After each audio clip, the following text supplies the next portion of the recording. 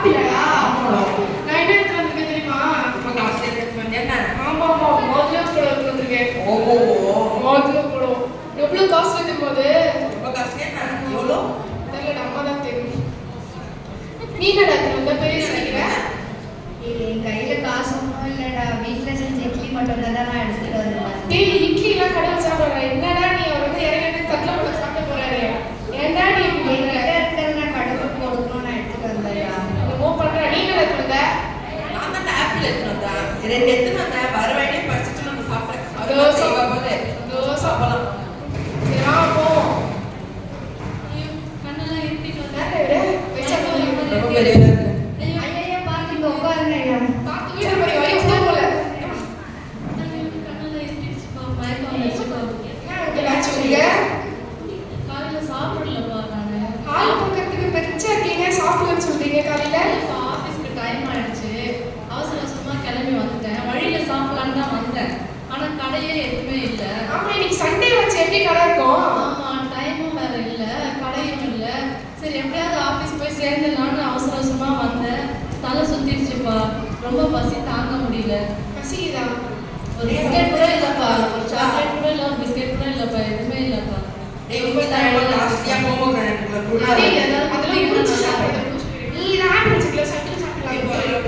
நானே ஏற்கனவே சாப்பிட்டேன்னா குடிச்சிருக்கேன். ஐயா என்கிட்ட இட்லி தான் இருக்கு, நீங்க அதை சாப்பிடுவீங்களான்னு எனக்கு தெரியல. ஐயோ கண்டிப்பாப்பா சாப்பிடுவேன்ப்பா, நான் அதெல்லாம் பார்க்க மாட்டேன். சரி என்ன பண்ணுவாங்க? பரவாயில்லடா, டேய், உன் இட்லி அவர்கிட்ட குடினா கடமைக்கு நான் காட்டி கொடுப்பேன். பசியா இருக்குன்னு சொல்றாங்க. என்னடா நீ அவரை அதை சாப்பிடுறாரு? ஓ ரொம்ப நல்லா இருந்துச்சுப்பா, இப்பதான் கண்ணே நல்லா தெரியுது, கண் பார்வையே தெரியுதுப்பா, ரொம்ப நல்லா சரி, இருந்துச்சு. நம்ம பண்ணி கொடுத்து வாடா அவன். நீ இந்த இட்லி கொடுத்த பத்தியா, இதனால தான் எனக்கு உயிரே வந்த மாதிரி இருக்கு. ரொம்ப நன்றிப்பா. நீங்க ரொம்ப யோசிக்கிறீங்களேப்பா, என்னப்பா ஒரு பெரிய மனுஷன் தானேப்பா, பசின்னு விழுந்துட்டேன், நீங்க ஏதோ வச்சிருக்கீங்க அதை கொடுக்கலாம்ல. நாங்க சர்ச்சுக்கு போறோம், காணிக்க வரை நீ கொடுக்கணும். அதனால தான் உங்களுக்கு கொடுக்கலாம். காணிக்கை கொடுக்கலாம், ஆனா ஏழை மக்களுக்கு உதவி பண்ணணும் கூட கருத்து சொல்லியிருக்காரு, நான் கேள்விப்பட்டிருக்கேன். ஆனா எங்க அம்மா காணி கொடுக்கணும்னு சொன்னாங்க. அதனால காணி கொடுக்க போயிருக்கோம். இவனும் காணிக்கைக்காக தான் எடுத்துட்டு வந்தான், ஆனா கொடுத்தானே. அவன் இட்லி எடுத்துட்டு வந்தாங்க, பழக்க எடுத்துக்கணும். எடுத்துட்டு வந்தோம். அவன் கொடுத்த அந்த இட்லிக்கான மதிப்பு பாத்தீங்களா தம்பி?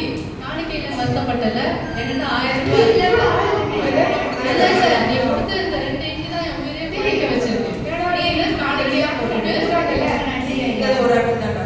1000 ரூபாய் அவனுக்கு கொடுத்துருக்க, அதை காணிக்கையா அவன் போடும். எவ்வளவு கிண்டல் பண்ணிக்க அவனை. இட்லி எடுத்துட்டு வந்திருக்காங்க, அந்த இட்லிக்கான மதிப்பு பாத்தீங்களா 1000 ரூபாய். காணிக்கை போட்டு தம்பி. டேய் நீ இப்படி இருக்கியா? அதுல 500 ரூபாய் எடுத்து வச்சுக்கலாம். நம்ம கடைக்கு போய் சாப்பிடலாம், டீலாம் குடிக்கலாம். ஜாலியா மெடிக்கல் வந்து போட்டுறா. எனக்கு இந்த காணிக்கை போட தான் அவங்க கொடுத்தாங்க. டேய், அது 500 ரூபாய் 500 ரூபாய் போட்டு வச்சுக்கலாம். தம்பி, நீங்க பண்ற தப்ப அவனையும் செய்ய சொல்றீங்களே. எதையுமே வந்து பகிர்ந்து கொடுங்கப்பா. அன்னைக்கு ஷேரிங் கேட்ல பாத்தீங்களா எவ்வளவு பேருக்கு இல்ல, எல்லா ஃப்ரெண்ட்ஸும் ஷேர் பண்ணீங்க தானே. யாரும் கொடுக்க மாட்டேன்னு சொன்னீங்களா? கொடுத்தீங்க தானே. இந்த சின்ன பசங்களுக்கு இருக்கிற அறிவு கூட உங்களுக்கு இல்லையாப்பா. ஷேர் பண்ணுங்க.